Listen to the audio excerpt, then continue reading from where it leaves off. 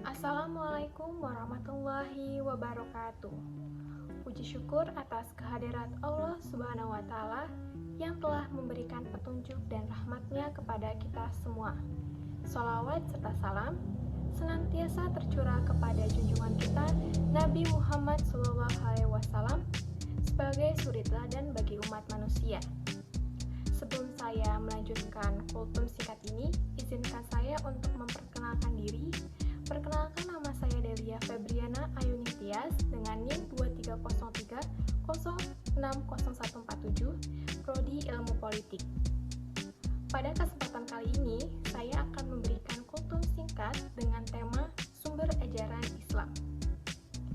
Seperti yang kita ketahui, sumber ajaran Islam ini memiliki dua sumber utama. Yang pertama ada Al-Quran dan juga hadis.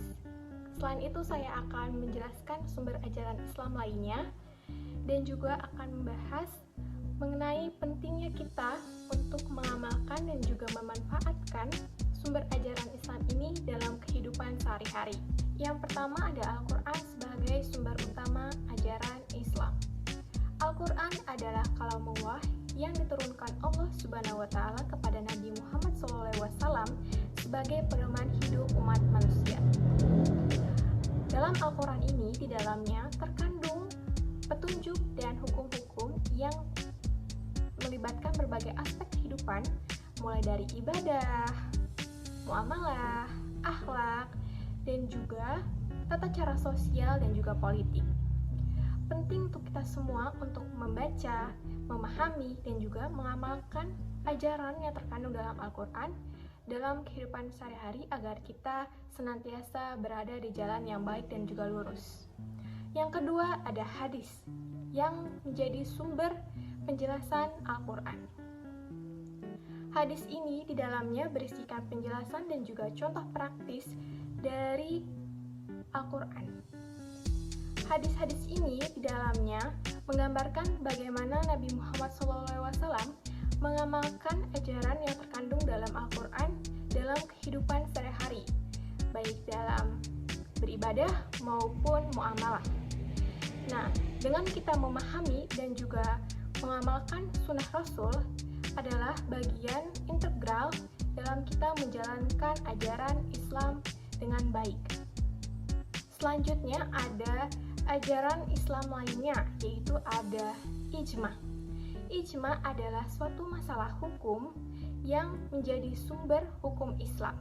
Hal ini terjadi ketika para ulama dan juga cendekiawan menyepakati suatu masalah yang berdasar kepada Al-Quran dan juga hadis. Selanjutnya ada qiyas. Qiyas merupakan suatu proses analogi atau perbandingan hukum dalam suatu masalah yang telah ada dalam Al-Quran dan juga hadis. Ini digunakan ketika suatu masalah tertentu ini tidak ada penjelasan secara langsung dalam Al-Quran maupun hadis. Qiyas ini memiliki fleksibilitas dalam mengaplikasikan ajaran Islam sesuai dengan konteks zaman. Selanjutnya, atau yang terakhir terdapat al-masalah al-mursalah. Al-masalah al-mursalah ini merupakan suatu konsep yang memperbolehkan penggunaan pertimbangan kepentingan umum dalam menetapkan hukum. Hal ini menunjukkan bahwa ajaran Islam ini memberikan ruang untuk kemaslahatan umat dalam mengambil keputusan. Selanjutnya, bagaimana sih cara kita untuk menerapkan ajaran Islam dalam kehidupan sehari-hari? Yang pertama, dengan kita mengamalkan ajaran-ajaran dalam kehidupan sehari-hari.